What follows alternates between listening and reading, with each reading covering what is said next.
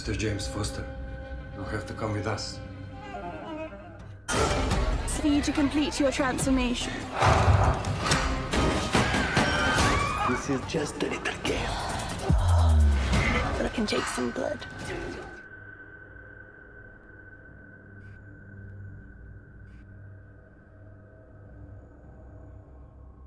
तो all right, movie की starting थोड़ी सी टिपिकल तरीके से होती है, जिसमें हम सभी को ही मूवी की स्टार्टिंग में एक न्यूली मैरिड कपल जिनका नाम जेम्स से निम थे, वो हनीमून बनाने के लिए ली टकुआ आए हुए थे, जिधर सेम इन्हीं की तरह और भी कपल्स उस रिसोर्ट में मौजूद थे।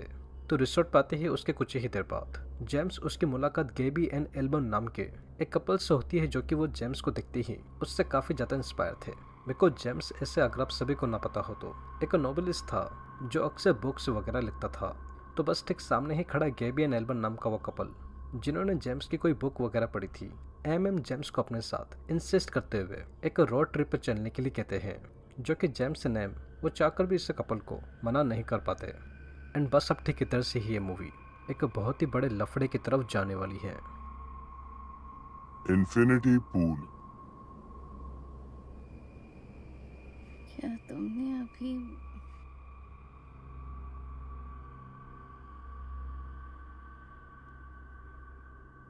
तो नेक्स्ट मॉर्निंग गैबी, एल्बम फोस्टर एंड वो सभी ही कार में बैठकर फाइनली एक रोड ट्रिप पर चले जाते हैं। तो ली टकुआ से तकरीबन 100 किलोमीटर दूर, बेसिकली एक सी साइड की तरफ, वो चारों ही लोग आपस में सी साइड की तरफ बैठकर बारबेक्यू करते हुए आपस में बातचीत कर रहे थे। तो तभी ही जेम्स वो नॉर्मली उठकर साइड में टॉयलेट करने के लिए ही आया हुआ था। तो तभी ही आउट ऑफ नो वे ठीक पीछे की तरफ से गेबी वो एकदम से आकर बिना कुछ सोचे समझे टाइटली जेम्स के नुन्नू को पकड़कर सडनली जर्क ऑफ कर देती है एंड बिना कुछ बोले उधर से चली जाती है, जो कि जेम्स वो खुद भी चीज को देखकर समझ नहीं पाया था कि अभी उसके साथ ये क्या हुआ है, क्योंकि वो गेबी से ऐसा एक्सपेक्ट नहीं कर रहा था। बट हाउएवर ये दोनों ही लोग अपने अपने पार्टनर्स को इस बारे में कुछ भी नहीं बताते।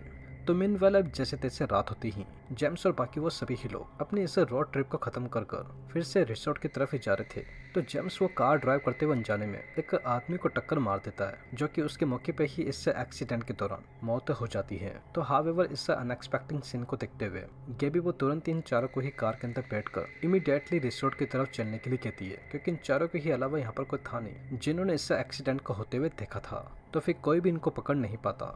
बट ये गेबी की बहुत बड़ी गलतफहमी थी, बिकॉज सुबह होते ही पुलिस और जेम्स और निम को उनके होटल से पकड़कर पुलिस स्टेशन लेकर आ जाती है, जिसे जेम्स को उस जुर्म के लिए फांसी की सजा होती है। बट अब यहाँ पर ट्विस्ट ये था कि जेम्स, जो कि वो इस कंट्री का नहीं था, एंड ली टकुआ लोगों के पास राइट्स नहीं थे कि वो जेम्स को मारे, क्योंकि आफ्टर ऑल वो तो एक टूरिस्ट ही था। क्योंकि इन केस अगर वो उसको मारते तो ली टकुआ की इमेज टूरिस्ट के अराउंड काफी ज्यादा खराब हो जाती। तो बस अब इन सभी ही बातों को देखते हुए ठीक सामने ही बैठे हुए ऑफिसर माइक वो जेम्स को उसका क्लाउन बनाने के लिए कहते हैं, ताकि जो भी सजा होगी वो उसको दी जाएगी। तो बस सब होना क्या था, कुछ नर्सेस वो जेम्स को पकड़कर उसको ऊपर से लेकर नीचे तक नंगा कर ठीक सामने ही दिख रहे एक खून से भरे हुए कमरे के अंदर इसको उसमें डाल देते हैं, जिधर बड़े ही वियर्ड तरीके से जेम्स उसका क्लाउन बन जाता है। तो क्लाउन बनते ही जेम्स और उसकी वाइफ वो ठीक अपने आंखों के सामने अपने ही क्लाउन को एक बच्चे दोबारा मरते हुए दिखता है, जो कि वो बड़े ही बेरहमी से जेम्स का पेट फाड़ कर उसको मार डालता है। जिधर ठीक सामने बैठा हुआ असल वाला जेम्स वो अपने आप को ऐसे मरते हुए देखकर कहीं न कहीं ट्रोमेटाइज हो गया था। बट फिलहाल के लिए वो इस बारे में कुछ भी नहीं कर सकता था। तो बस उससे क्लाउन कैसे मरते ही जेम्स और उसकी वाइफ इम को फाइनली पुलिस छोड़ देती है। तो हाउएवर अब इसी ही दिन रात को गेबी वो जेम्स को अपने साथ इसी ही रिसोर्ट के अंदर अपने कुछ दोस्तों से मिलवाती है, जिन सभी के ही नाम Mike, mid on, Peter and Danny होते हैं।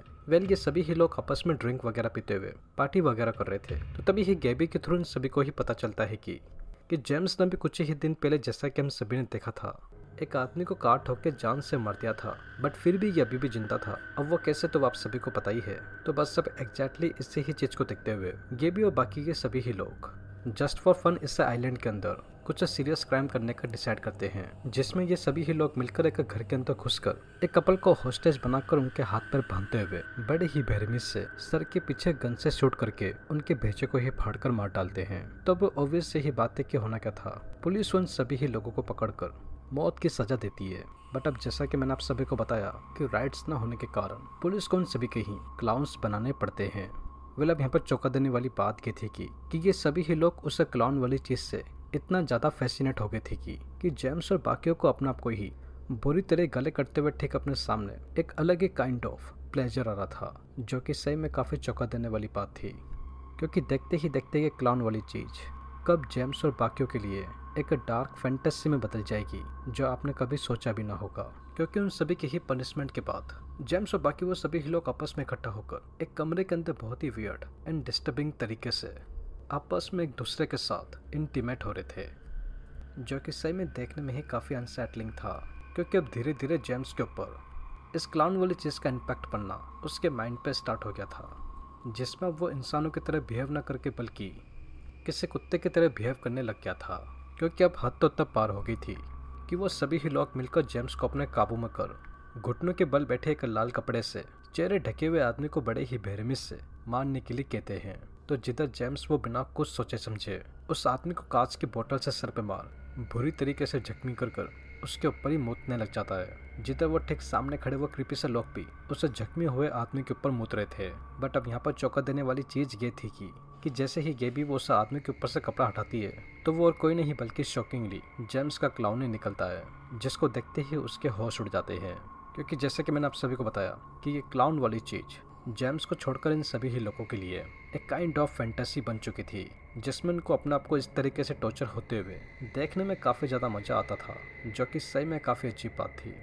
बिकॉज नेक्स्ट डे आफ्टर वो इंसिडेंट होने के बाद जिसमें जेम्स वो अपने आप को ही मार रहा था, ये इससे इतना ज़्यादा डर गया था कि ये तुरंत ही अपने बैग वगैरह पैक कर इस आइलैंड को बस के अंदर बैठकर यहाँ से निकलने की कोशिश ही कर रहा था। बट तभी ही उससे पहले गेबी और बाकी वो सभी ही लोग वो जेम्स का पीछा करते करते बस तक पहुँच जाते हैं, जिधर वो उसको इमीडिएटली गन पॉइंट पे बस से बाहर निकलकर अपने साथ फिर से आइलैंड की तरफ चलने के लिए कहते हैं। तो जेम्स जिसके पास और कोई ऑप्शन नहीं था, इससे ना चाहते हुए भी उन लोगों के साथ जाना पड़ता है।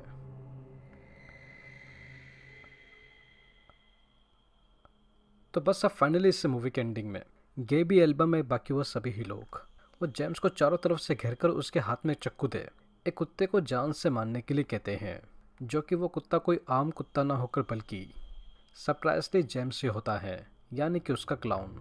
वेल अगर जेम्स वो उस कुत्ते को नहीं मारता तो ठीक सामने ही खड़ी गेबी वो बिना कुछ सोचे समझे अपने हाथ में पकड़ी हुई गन से असल वाले जेम्स को मार देती, जिसका उसको कोई अफसोस नहीं होता। तो मीनवाइल ठीक सामने ही खड़ा जेम्स, जो कि उसके पास अब कोई चारा नहीं था, उसे ना चाहते हुए भी अपने ही क्लाउन को बेरहमी से मारना पड़ता है। तो उससे क्लाउन कैसे मरते ही जिधर जेम्स वो उसके चेहरे पे मार मार के उसका मुंह ही तोड़ देता है, तो तभी ही गेबी वो बिना कुछ कहे जेम्स को अपने बाहों में ले उसके हाथ में लगे हुए खून को पोंछकर अपने टिट्स पे लगा जेम्स को अपना दूध पिलाने लग जाती है। एंड बस हमारी ये मूवी एक बड़े ही अनएक्सपेक्टेड तरीके से काइंड ऑफ टिपिकल वे में ठीक इधर ही एंड हो जाती है। तो वेल दोस्तों, यही थी इन्फिनिटी पूल की एक्सप्लेनेशन। एंड आई होप आप सभी को ये वीडियो ज़रूर पसंद आई होगी, और अगर वीडियो पसंद आई हो तो चैनल को सब्सक्राइब किए बिना और वीडियो को लाइक किए बिना बिल्कुल भी मत जाइएगा, क्योंकि मैं अपने आने वाली वीडियो में ऐसे ही और मूवीज़ के एक्सप्लेनेशन लेकर आता रहूँगा।